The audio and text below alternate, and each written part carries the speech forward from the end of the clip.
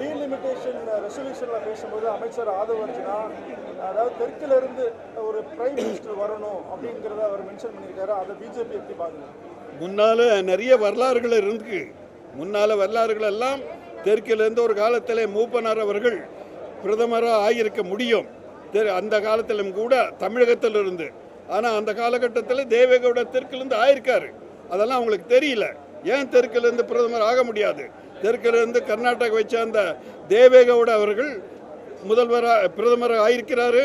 ஆனால் அந்த காலகட்டத்தில் மூப்பனாருக்கு அந்த வாய்ப்பு கிடைத்தது.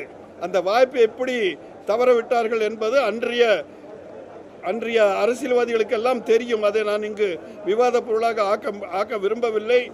நாம் ஒற்றுமையாக இருந்தால், தென் மாநிலங்களே நாம் ஒற்றுமையாக இருந்தால், தமிழகத்திலே நாம் ஒற்றுமையாக இருந்தால், தமிழரையே ஒரு பிரதமர் ஆக்குகின்ற காலம் எல்லாம் இருக்கும். அந்த முயற்சியை ஒற்றுமையுடன் நாம் செய்ய வேண்டும். உள்துறை அமைச்சருடைய அமித்ஷாவுடைய அவருடைய வாக்கை எப்படி நம்புவதுன்னு அமைச்சர் அருண்ராஜ் பேசியிருக்காரு. அதெல்லாம் சரியில்லைங்க.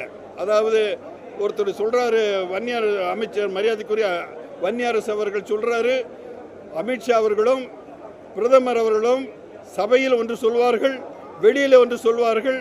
எப்படி நம்புவதென்று? ஒரு ஜனநாயக நாட்டின், மிகப்பெரிய ஜனநாயக நாட்டின் ஒரு தேர்ந்தெடுக்கப்பட்ட ஒரு பிரதமரை போய் இந்த மாதிரி பேசுவது கண்டனத்துக்குரியது.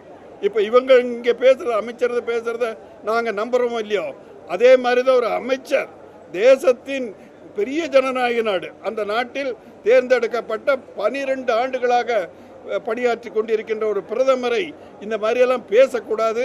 அதை சபையிலிருந்து, அவை குறிப்பிலிருந்து எடுக்க வேண்டும் என்று நான் போராடுகின்ற முயற்சி எடுத்தேன். ஆனால் வாய்ப்பு கிடைக்கவில்லை. ஆகவே உங்கள் மூலம் அந்த செய்தியை நான் சொல்லிக்கொள்ள ஆசைப்படுகிறேன். முதலமைச்சர் டீலிமிட்டேஷன் பற்றி பேசும்போது இந்த உமன் ரிசர்வேஷன்லையும் டீலிமிட்டேஷன் லிங்க் பண்ணக்கூடாது சென்ட்ரல் கவர்மெண்ட் அப்படிங்கிற இல்லை. உமன் ரிசர்வேஷன் உமன் பெண்களுக்கு எம்பவர்மெண்ட் ஆஃப் லேடிஸ், பெண்களுக்கு உமன் எம்பவர்மெண்ட் பாரதிய ஜனதா கட்சி மாதிரி எந்த கட்சியும் செய்யல. பெண்களுக்கு அவ்வளவு முக்கியம். இன்னைக்கு நாட்டின் முதல் பெண்மணி முர்மு அவர்கள் ஜனாதிபதியாக இருக்கிறார்கள். அந்த எங்களுடைய பாரதிய ஜனதா கட்சி தான் ஆக்கியிருக்கின்றன.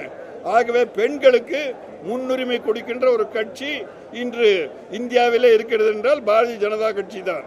ஆகவே நாங்கள் அதற்கு எதிரானவர்கள் அல்ல. பல முயற்சி செய்திருந்தோம். இன்று யாரோ சொல்லுகிறார்கள். இங்கு சொல்லுபவர்கள் எல்லாம் எத்தனை பேர் எதிர்த்து கடந்த ஒரு அதை அமுல்படுத்தும் பொழுது அமுல்படுத்த முடியாமல் ஒரு முயற்சியை எல்லாம் தோற்கடிக்க வைத்தார்கள் என்பது உங்களுக்கு எல்லாம் தெரியும்.